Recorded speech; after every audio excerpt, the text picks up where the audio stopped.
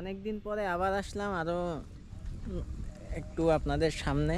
তো অনেক দিন ভিডিও করা হয়নি, এর প্রধান যে কারণ সেটা হচ্ছে ইচ্ছা করিনি ভিডিও করতে।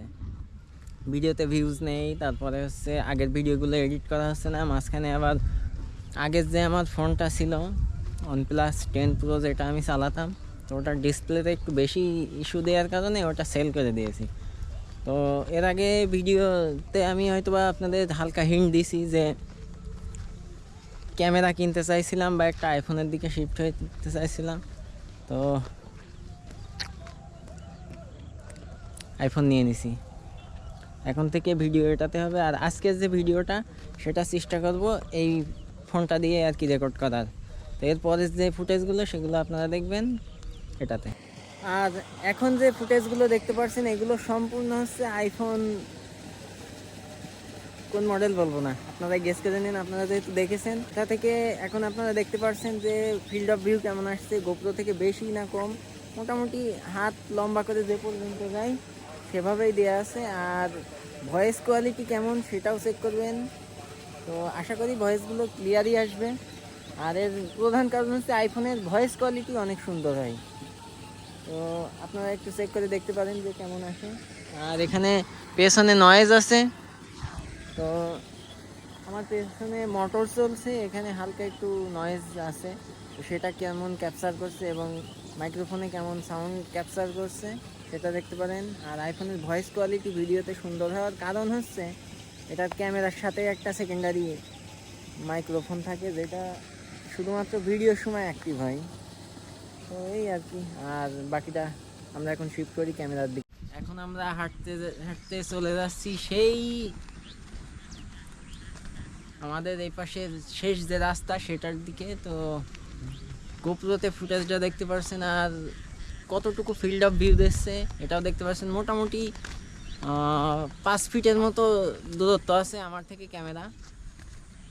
তো ভয়েস কোয়ালিটি এবং যে মাইক্রোফোনের যে ভয়েস, যেটা মাইক্রোফোনের যে পারফরমেন্স সেটাও বুঝতে পারছেন গোপ্রোতে। তো এইভাবে কোনো দিন টেস্ট করা হয়নি আমাদের মাইকটা এবং হচ্ছে গোপ্রোটা।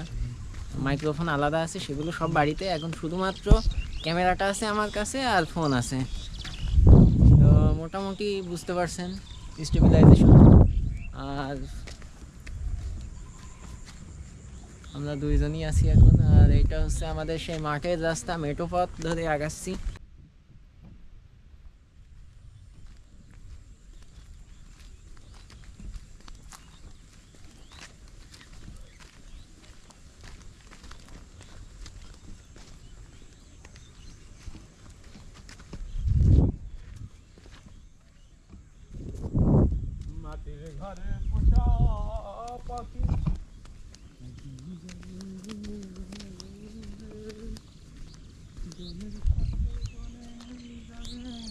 আছে সেটা হচ্ছে সিনেম্যাটিক মোড, যেটা এখন দেখতে পাচ্ছেন।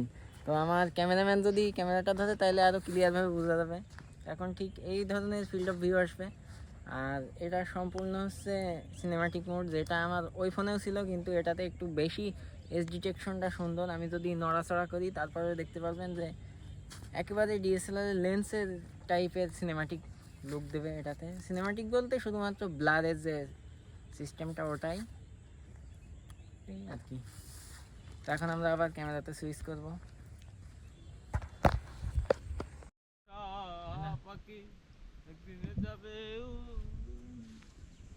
মেন কথায় আসি, এখন হচ্ছে ফোনটা নেওয়ার আমার মূল যে কারণ সেটা হচ্ছে আমার যে ফোনটা ছিল OnePlus 10 Pro, ওটাতে ক্যামেরা খারাপ ছিল না, কিন্তু ওটার একটা সমস্যা ছিল, সেটা হচ্ছে ওটার ডিসপ্লেটা গ্রিন লাইন পরে মার খেয়ে গেছিলো।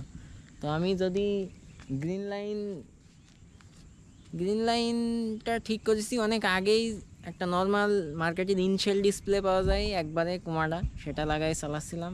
তো সব কিছু ঠিক ছিল, কিন্তু ব্যাটারিটা অতিরিক্ত ড্রেন করছিল, তার মানে চার্জ থাকতো না। যেটার কারণে আমি ডিসিশন নিই যে আমি হচ্ছে ফোনের ডিসপ্লেটা চেঞ্জ করবো। তো মার্কেটে আমি অনেক জায়গায় খোঁজ করি যে ডিসপ্লের দাম কেমন। মোটামুটি 12,000 15,000 এরকম দাম বলছিল সবাই। তো সেজন্যে অনেক দিন আর কি ওয়েট করেছি। মাঝে একবার ঢাকায় গেছি ডিসপ্লেটা চেঞ্জ করার জন্য, তারপরেও করিনি।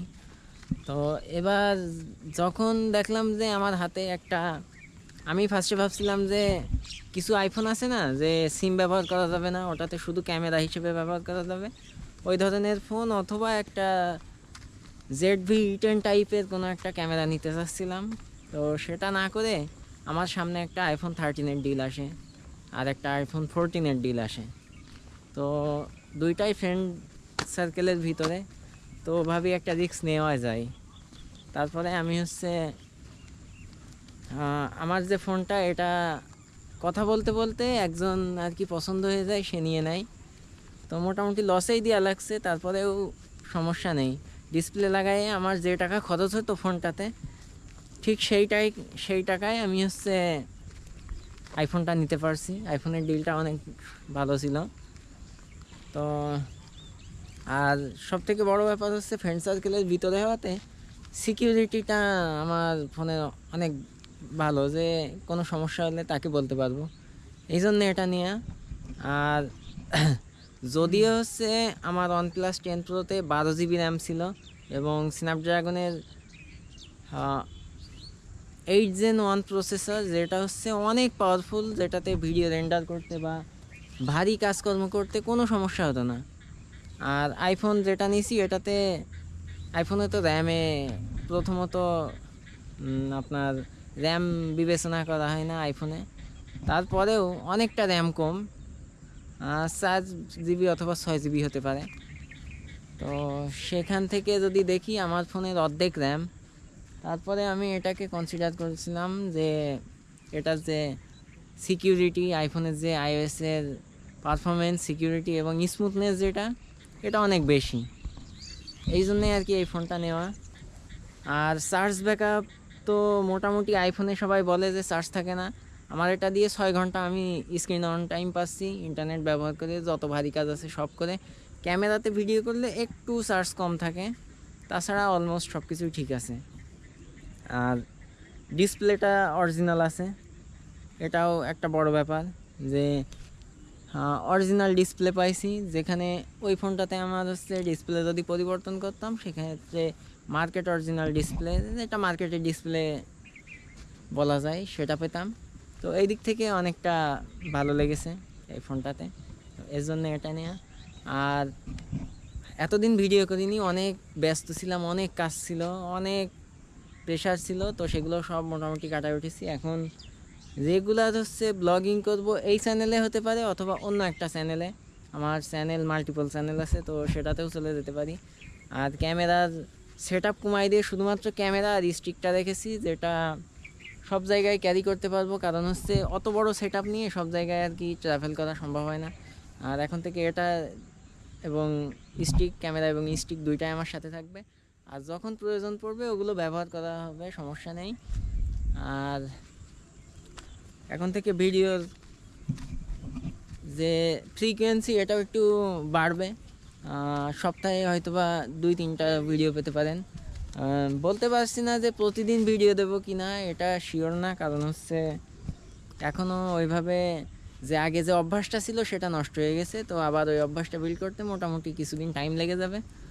চেষ্টা করবো যে রেগুলার ভিডিও দেওয়ার জন্য। আর এখন আরও একটা সমস্যা হতে পারে, যেটা ভিডিও এডিটিং। তো এই যে গোপ্রো থেকে আমার আইফোনে ফাইল ট্রান্সফার করতে হবে, তারপরে এখন যেহেতু অ্যান্ড্রয়েড ফোন কাছে একটা নেই, সেক্ষেত্রে আমি অনেকটা হ্যাসেল পাওয়াতে হতে পারে। আর যে সিস্টেমে আরও কিছু চেঞ্জ হবে, সেগুলোর জন্য অবশ্যই রেডি হচ্ছি।